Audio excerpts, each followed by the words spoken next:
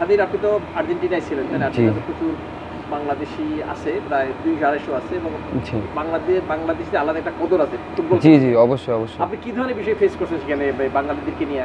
ফার্স্টে তো আমি গিয়ে তো আমি ভাবি নাই যে ওখানে বাঙালি আছে সর্বপ্রথম। তারপরে যাওয়ার পরে আমি যেখানে ছিলাম, মানে আমি যার দায়িত্বে ছিলাম, বুয়েনোস আইরেসের আশেপাশে? জি, বুয়েনোস আইরেসের আশেপাশে। আমি ছিলাম লা প্লাতাতে। তো ওখানে হচ্ছে এরিয়েলের একটা ফ্রেন্ড ছিল, ওনার নাম সেবাস্টিয়ান। তো আমি ওনার দায়িত্বে ছিলাম ওখানে, যেহেতু এরিয়েল আমার থেকে প্রায় 400 কিলোমিটার দূরে ওর বাসা। বাট আমি এরিয়েলের ওখানেও ভিজিট করছি, বাট আমি ছিলাম আর কি সেবাস্টিয়ানের আন্ডারে। উনি ওখানে আমার সব দেখাশোনা করছে, ক্লাবে নিয়ে যাওয়া আসা, যা ফ্যাসিলিটি দরকার, যেহেতু আমি স্প্যানিশ খুব কম জানি। তো ও ইংলিশ ভালো জানে, সো সেক্ষেত্রে ওর সাথে আমার কমিউনিকেশনটা ভালো হইতো, আমি বুঝাইতে পারতাম যে আমার কী প্রয়োজন বা কী দরকার। সো ওখানে বাঙালিরা সেবাস্টিয়ানকে মেইল করছে যে আমরা তো শুনছি স্বাধীন আসছে, আমরা ওর সাথে ডিনার করতে চাই। তো আমার বলার সাথে সাথে আমি তো এক কথায় বলছি যে অবশ্যই, কবে যাব আমরা। ও বলছে আচ্ছা ঠিক আছে, আমি কথা বলে দেখি। পরে একদিন ডিনারের আয়োজন করছে, আমি প্র্যাকটিস শেষ করছি, করে ওর সাথে প্র্যাকটিস থেকেই গেছি ডিনারে। তো আমি গিয়ে তো সবার সাথে দেখাশোনা হয়েছে, আমাদের ঝিনাইদার অনেকে আছে, তারপরে সিলেটের ম্যাক্সিমাম, নোয়াখালীর আছে, কুমিল্লার আছে।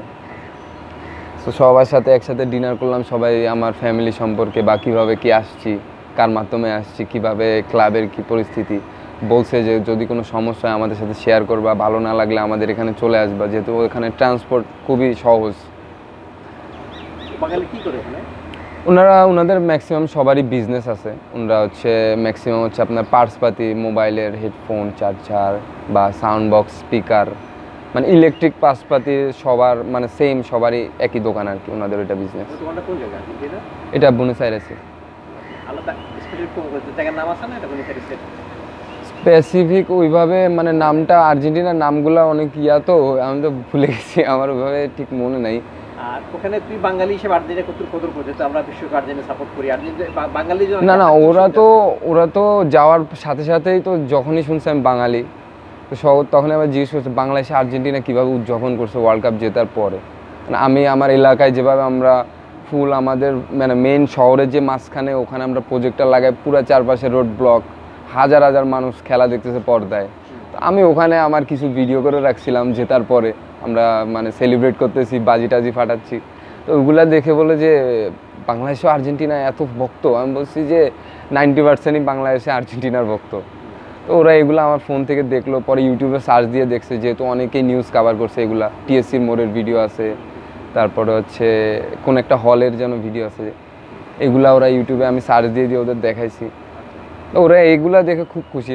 তারপর থেকে তো ওরা মানে বলে যে, মানে ওরা এই আর কি মারে যে সুযোগ হলে আমাদেরও বাংলাদেশে নিয়ে যাও, আমরাও খেলে আসবো বাংলাদেশে গিয়ে। বাঙালিদের জন্য রাস্তা নাকি করে দিচ্ছে একটা, মানে ওটা হ্যাঁ আমার বলা হয়েছে যে যেহেতু ওয়ার্ল্ড কাপ জেতার পরে বাঙালিদের যে নিউজটা, ওটা আর্জেন্টিনাও কিন্তু দেখানো হয়েছে যে বাংলাদেশ যেভাবে উদযাপন করছে।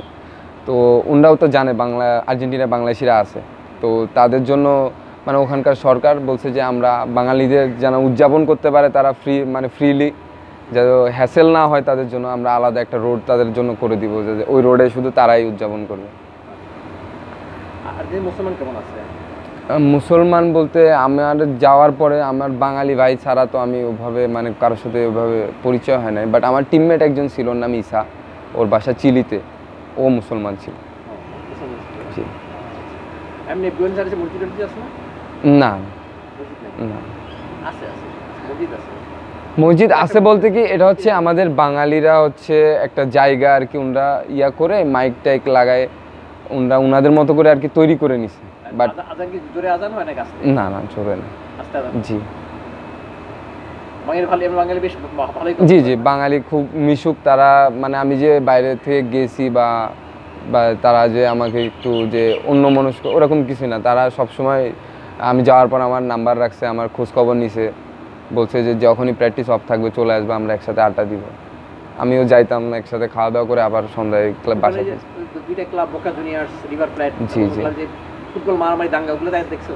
আমি ওইটা দেখি নাই, বাট আমি যেখানে ছিলাম লাপলাতা, ওখানকার মানে হচ্ছে ফেভারিট টিম ছিল হিমনাশিয়া, তো আমি ওদের ম্যাচ দেখছি।